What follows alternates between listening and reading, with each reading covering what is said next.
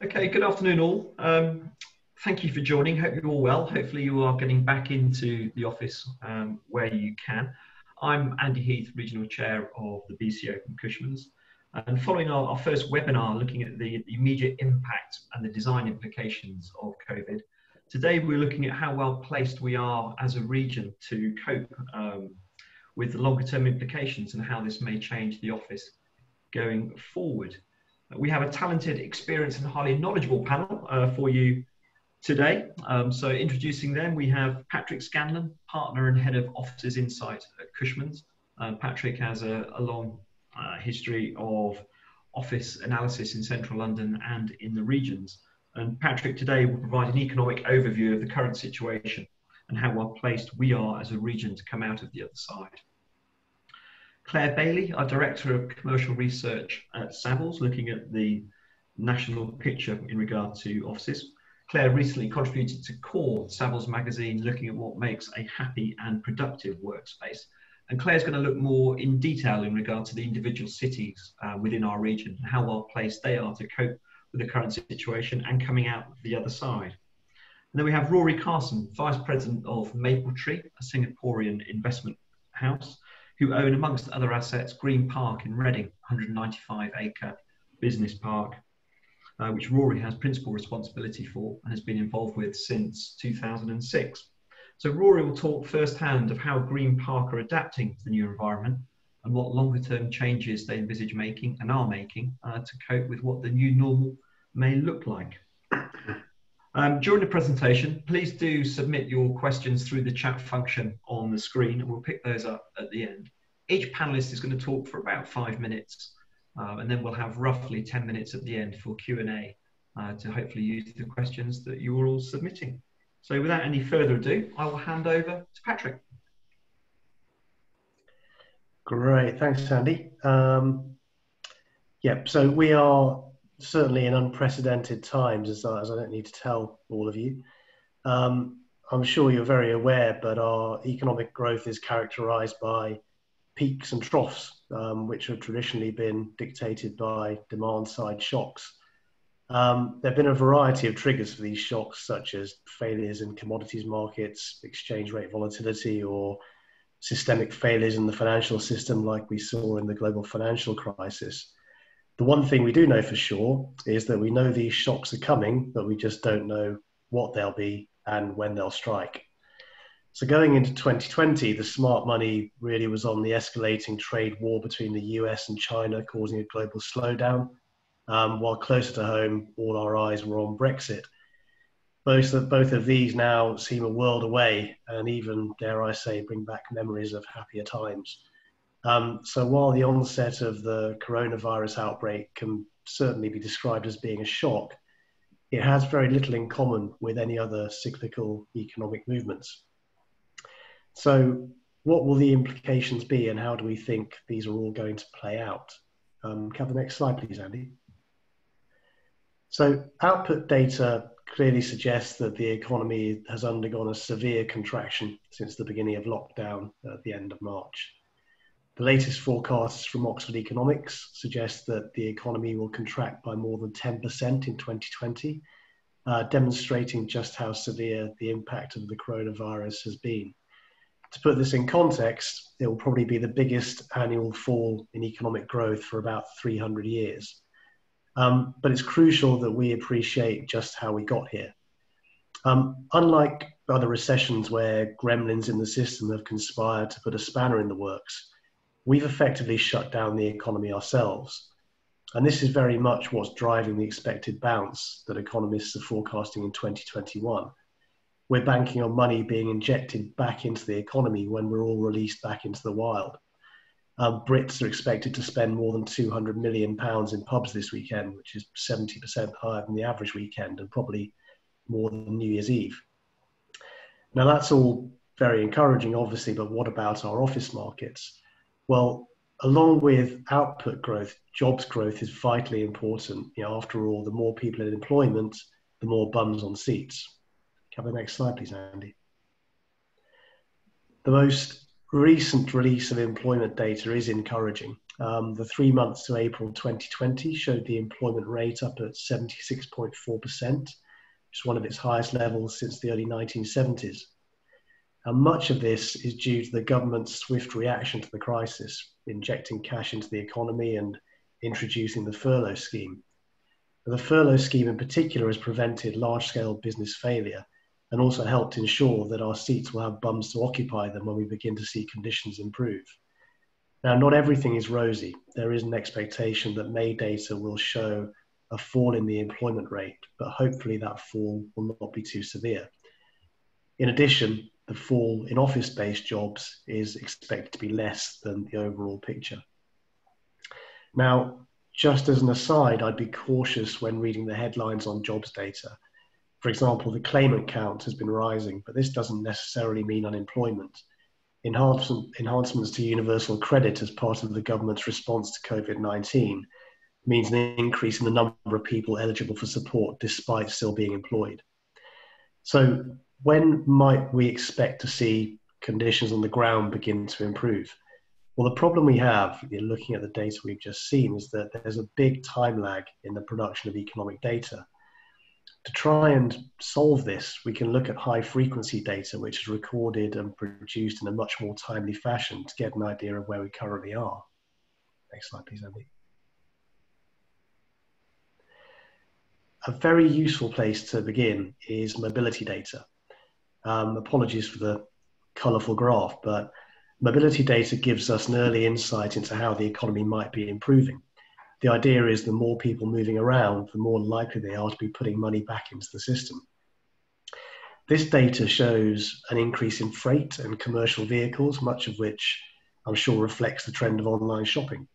But the data also shows an increase in car use. That's started to come back to what would normally be considered a normal level, albeit at a slower pace. But more concerning for us is that the use of public transport has barely shifted since lockdown began. In fact, concerns over public transport are reflected in the speed that it fell at the beginning of the pandemic. Even before lockdown measures were in place, people were abandoning public transport in droves. Now, this has obvious implications for office markets. We can try our best to make the office a safe place to work with innovative social distancing measures, but until people feel safe enough to travel to the office, we're unlikely to see a return to normality. But I would argue that the impact of this will differ depending on geography. Next slide, please, Andy. Regional data analysing modes of transport gives us some really useful insight into what that aversion to public transport might mean. Expectedly, London has the biggest exposure to public transport and the lowest use of private transport. In fact, many firms in London are not even allowing staff back into their offices if they have to use public transport to get there. And this is as much to protect themselves as everybody else. Other regions across the UK rely far less heavily on public transport. Those regions with the highest use of private transport are likely to avoid these issues. Measures to improve the workplace can be enough to encourage workers back to the office and provide an early boost to the market. And we can see that the South West in particular is perfectly placed to lead the way. Now I'll hand you over to Clare to talk in a bit more detail about how those local markets might be affected. Thank you. Thanks, Patrick. Hello, everyone. Yeah, there is one perk of being at home. I rehearsed my presentation to my 8-year-old just before I came on here, and her reaction was, "I don't know what you're talking about, Mummy, but it sounded good." So yeah, hopefully you'll all get something out of this, a bit more than she did. Next slide, please, Andy. I thought I'd start on a real positive, and there's so much great talk in the press that I just some sort of key sort of lines that I found in the press over the last 12 months. Bristol, one of the happiest cities in the UK. Words like vibrant, diverse, friendly, and Reading was rated as one of the top places to work. Fantastic. And Cardiff has more green space per person than any other core city in the UK. And I think this is particularly interesting at the moment because so many people working at home, they're having that work-life balance, they're realising that, you know, they want to have more, you know, walks at lunchtime, that kind of thing. And I think that, you know, this sort of thing, if cities can offer this, then I think they're sort of one step ahead. Next slide, please, Andy. Another thing, I was talking to my residential colleagues. We're looking at house deposits, and I know there's a lot of interest at the moment, sort of off the back of what's been happening. People looking more moving out. If you can do this sort of hybrid, flexible working model, you know, it's easier to work outside of London. And if we look at the whopping deposits in Greater London, if you're a sort of first-time buyer, then there's no way, you know, most people can afford that. And if you look at the Southwest compared to London, you know, it's you know, a much better scenario for many. So yeah, next slide, please. So going into sort of nitty gritty of the take up, looking at Reading, Bristol and Cardiff, it accounts for about 25% of sort of regional office take up, which, you know, it's nothing, it's not something to be sniffed at. You know, that's a huge percentage. These are key areas within the regional office markets. Next slide, please. And I slipped this one in because, you know, obviously the whole home working trend. This is interesting because this is looking at the top 10 places that can facilitate home working. A lot of these are in things like, you know, tech, media, sort of back office functions, and Reading and Cardiff were 5th and 6th in this. And I think, going back to Patrick's point, you know, it's all about, you know, keeping employment up and sort of bums on seats. So if, you know, people can work at home, then hopefully they can slip back into their jobs quite easily, and there won't be too much of a loss of employment going forward. So I think this is really positive, particularly for Reading and Cardiff. Next slide, please.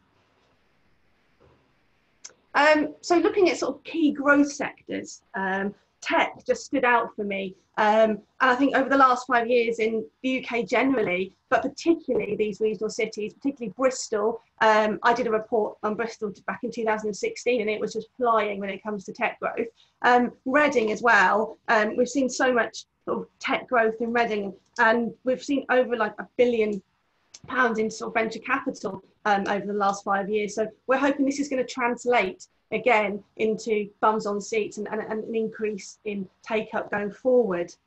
Next slide, please. But there's the other side of the equation, that's the supply side. You know, we're in a much better situation than we were back in the GFC, where there's a complete oversupply of space. We were at a point now where there's an undersupply in a lot of these key cities. And if we look at Cardiff and Bristol in particular, there's under a year's worth of grade A supply in the market. And, you know, this is really positive for rents, but it also shows that we still need to keep on with the development. There just isn't the space there. And going forward, once we come out of this, you know, there are going to be, you know, an increase in demand. And if these cities and towns are going to be attractive, they need to have the right kit there. And next slide, please. Just put a few key schemes in. I didn't put Longwater in because Rory's on the call. I was going to put it in anyway. So one of the big things I think is sustainability. It's the green credentials, which is making a place attractive, along with what it can offer in terms of amenities. It's not just the building, it's the area around the building, which is really attractive to occupiers and employees. If you're looking at Halo, the Finzel's Reach, it's one of the greenest offices, it will be one of the greenest offices in the UK. It's a real attraction to occupiers. And one of the reasons it's attractive to occupiers is because this is what the staff want. You know, Generation Z, the millennials, they want to know that they're working in this type of building. John Street, Cardiff, again, I was talking about this at a presentation last year, and it's really started to sort of take pace now. It's bringing the Bay and Cardiff Central together. It's really regenerating the area around the station and beyond. Again, this has got the coffee shops. It's going to have the rooftop terrace. You know, all these things. It's going to make the area so attractive. Where we've moved from is that 10 years ago, London and the regions were so far apart, but that gap has really closed, and the buildings that are now being offered in the regions are really of a London standard. Next slide, please. Just everyone wants to know about rents. Well, prime rents in Bristol, they've been rising over the last few years at a huge pace, and as everyone knows, that Bristol is the place to be. And I've got a lot of friends that have moved out of London, particularly sort of creatives who've wanted to move to Bristol. It's got the really great work-life balance, but it still has that real sort of creative buzz about it. What's happened at the moment is that rents in Bristol have overtaken Bristol rents overtaken Reading, but this isn't because it's got more to offer than Reading, because Reading just doesn't have the in-town stock at the moment. And interestingly for Reading, out of town rents are at the same level as in town, and this is very unusual for centres, and I think that's testament to the great parks like Green Park, one of the best business parks in the UK. I think, I think Rory will talk more about this, but this has got business parks have really got a lot to offer going forward, and it could be where business parks can now really start to have their day, I think. Next slide, please. So yeah, this is just basically showing where we are with top rents, Bristol, Reading and Cardiff. Cardiff, 25 quid a square foot. This is the most competitive rent of all the UK cities. And I think with, occupiers really looking for value in what they're getting going forward, there can be a real look at rents. Cardiff could be, a real place going forward for these occupiers. And so, yeah, overall, I think, regional cities are in a really great place. Much better than they were 10 years ago. They've got so much to offer, as have the business parks. I think with the business parks, with the green space, they're commutable much easier. They don't have to take public transport. And at the moment, that's a really big thing going forward. But that puts me nicely over to Rory, who I think will go into more detail in this sort of area of expertise. Thank you. Thank you, Claire, and afternoon, everyone. From me, a very warm welcome, albeit virtually, to Green Park. So we've got an aerial photo of the park here. If you flip on to the next slide, Andy, which will just give a bit of context of the park to anyone who's not familiar with it. So, as Andy mentioned, we've got 195 acres at Green Park in single ownership. That's made up currently of 19 offices, about 1.4 million square feet of offices. We've got 234,000 square feet currently under construction, due for completion later this year, which Claire mentioned earlier. We're home to about 60 businesses as our direct occupiers, and that excludes dozens more occupiers who are in Regis and Landmark serviced offices. And that overall, that gives us a business community of about 8,200 people. So, and if you wouldn't mind flipping to the next slide, I suppose early on in lockdown, there was this question of, is there some kind of existential threat to offices? I'm sure many of you will have had a similar experience to me, that after maybe a couple of weeks of working out whether you can use Zoom or WebEx or Teams, getting the IT gremlins sorted out, working from home has really well worked. It's been effective. We've managed through these IT platforms to collaborate. Time that was given to commuting has been given to actual productive work. Staff have seemed engaged. People have been working hard. People have been able to see more of their families. So what's the need for the office? And I think we've now got to a position 3 or 4 months later where there is a much clearer understanding of what the office brings to businesses. And I think we just need to make sure that our focus is on serving those needs. So yes, we have been able to collaborate well using these virtual platforms, but what we've missed are accidental collisions, the so-called water cooler moments. And Steve Jobs is often quoted as talking about the serendipity of personal encounters, which clearly can't happen in the virtual environment in the way that they can in an office. Yes, we have been productive, and yes, we have generally been engaged, but there is a growing disconnect in many businesses from individuals from the company culture, and that's again a far more difficult thing to maintain virtually than it is in an office. And it's almost certain that social interaction and ongoing development and education of staff has been more difficult to provide virtually. So these are some of the things on a more macro scale that we've suffered from not being able to go into the office. And then there've been a lot of generational differences and circumstantial differences as well, where people may have young kids whirling around. People may find themselves in a one-bed flat with a partner who they've recently moved in with, sharing a kitchen table for 12 hours a day, trying to do their careers. So there's lots of things that make people keen to get back into the office. Sorry, Anne, did you mind flipping on to the next slide? And from our perspective, we know from occupier feedback that people have actually missed going into Green Park. But I think for people to want to go back to the office, it needs to be a place, an environment that they can actually enjoy, in a place where, albeit slightly distantly, we can enjoy social interaction. One of the bits of feedback that we had from a lot of our occupiers was that they were missing the wildlife. And we had lots of questions about how are the swans doing, are the cygnets hatched yet, what's going on there? And so if you flip onto the next slide, Andy, one of the early things that we did in lockdown was put in wildlife webcams. So we brought the virtual nature of the nature on Green Park to virtual life for our occupiers.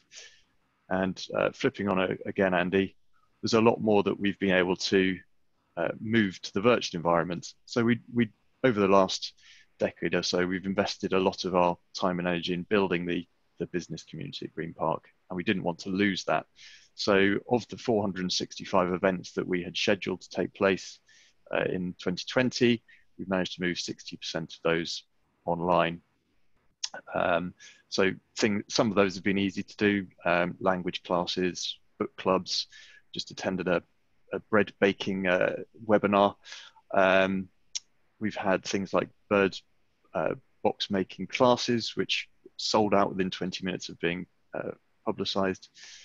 So, and if you skip on, see a few of the other things that we've moved into the virtual world to maintain the community, a health and wellness hub. Moving on, we've put on daily recipes. Moving on, a bread baking corner, and moving on again, a community that's designed to support people who are working from home, whether that's social support, mental health, and so on. So moving into the next slide, Andy, what will going to work at Green Park be like until we get to the not so distant future? Well, transport is one of the key things that I think we're able to offer in environments like Green Park and other business parks, where we do have very good facilities for people to drive. As Patrick mentioned, that the earliest recovery in workplaces has been where people don't have to rely on public transport. So, Andy, if you just don't mind skipping on to the next slide.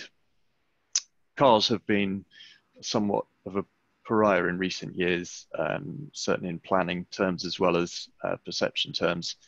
And I think whilst we need to take advantage of the fact that business parks like Green Park have got access to good parking, we also need to be aware of some of the downsides of cars and manage those downsides.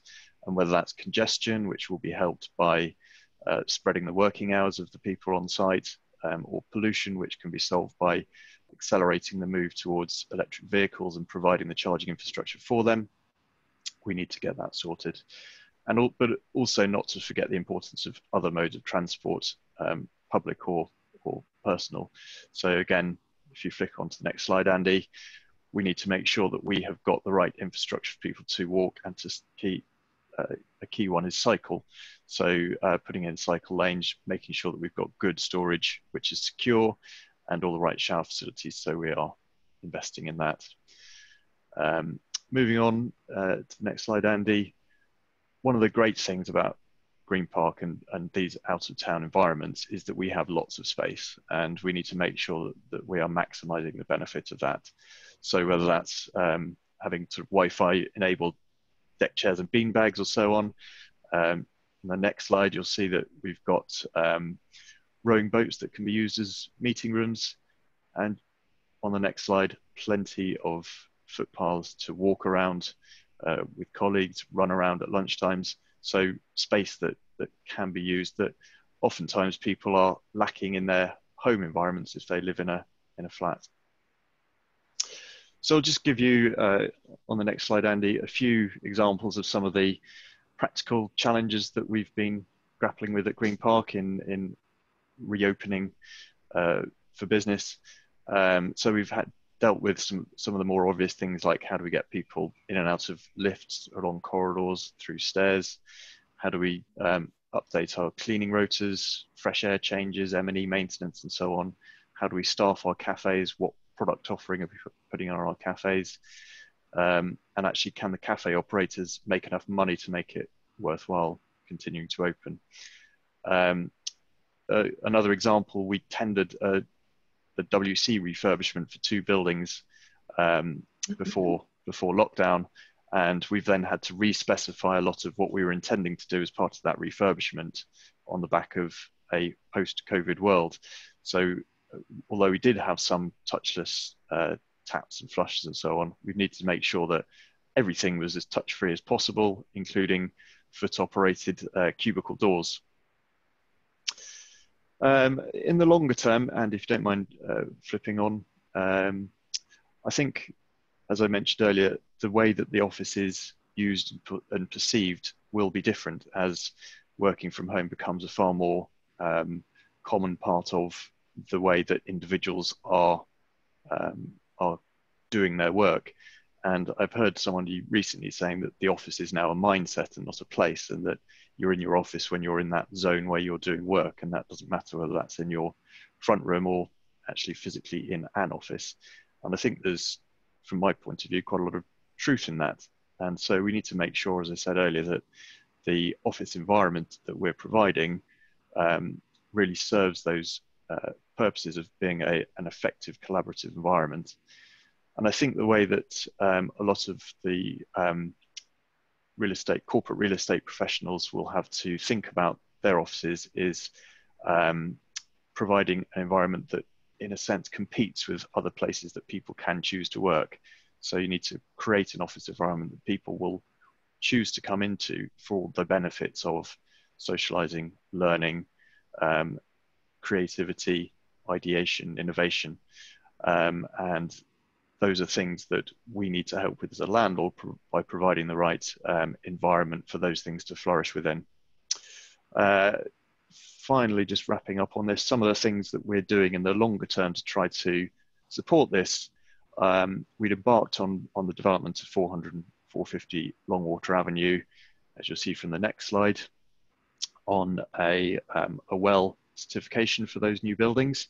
We were originally aiming for a WELL Gold, and we've since upped our target there in an attempt to achieve WELL Platinum.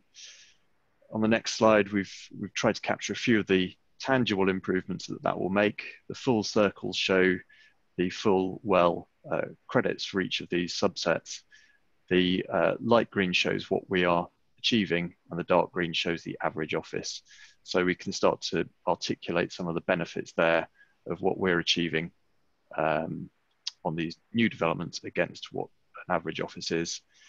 And finally, if we move on to the next slide, Andy, this is what the BCO said last year about the benefits of investing in in wellness. And from my point of view, I think this is more relevant than it has ever been and will continue to be so. So those are my thoughts. Happy to take any questions. Thank you very much. Great, thank you, Rory. Thank you, Claire and Patrick. That was great stuff.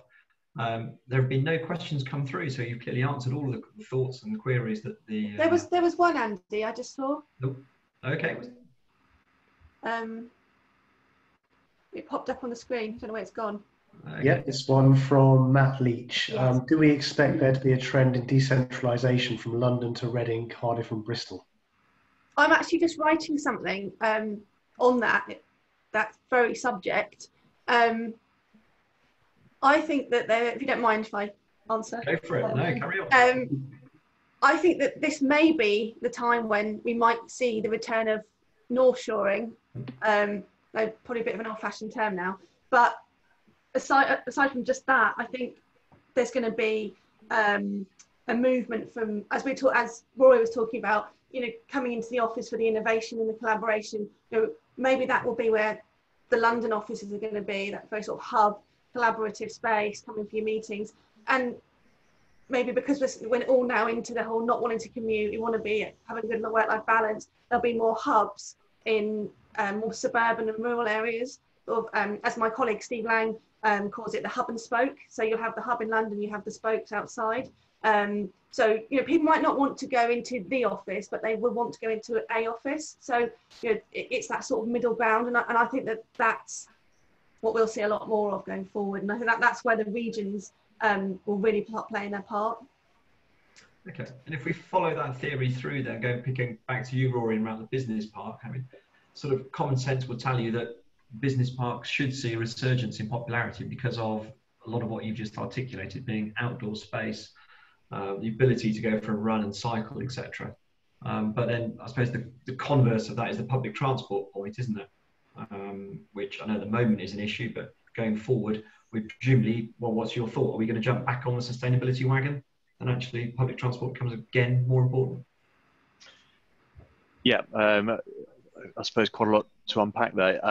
Starting with the last part, sustainability, I don't think we'll jump off the sustainability wagon personally. I think a lot of us have realised, or it's really the benefits that we saw to the environment as part of lockdown have meant that we're all a bit more aware. And I think in a way that the sustainability has dropped down the agenda during previous recessions, I personally don't expect it to in this one. So I think sustainability will be really key, and therefore public transport as well. And certainly at Green Park, with the Green Park station, railway station opening in a few months' time, that will be a real benefit to what we're able to offer there. I think resurgence in popularity sort of assumes that business parks haven't been popular. In fact, in terms of the statistics, certainly in Reading, over the years, it's been pretty much 50-50 between the take-up between town centre and out-of-town markets.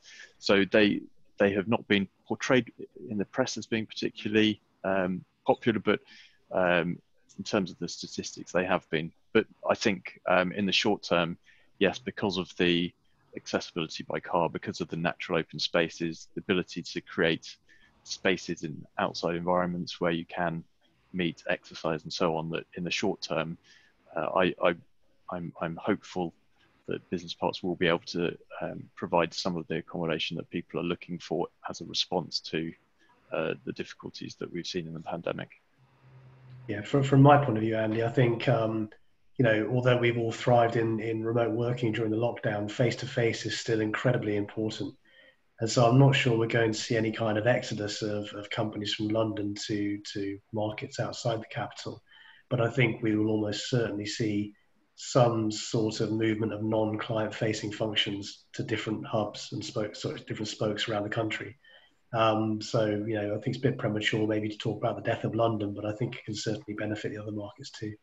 Yeah, I think that's the thing. I think London's still going to thrive because, I mean, arguably for young people, London is where a lot of people want to be. It's like, you know, it's where they think they can progress their career. And also, you know, London's got, you know, that culture, hasn't it? So a lot of young people do still want to be there. But I think that gap, as I said, the gap between the regions and London is really closing. And somewhere like, you know, Bristol, Manchester, you know, it's got a lot to offer for young people, and it's starting to really retain its graduates.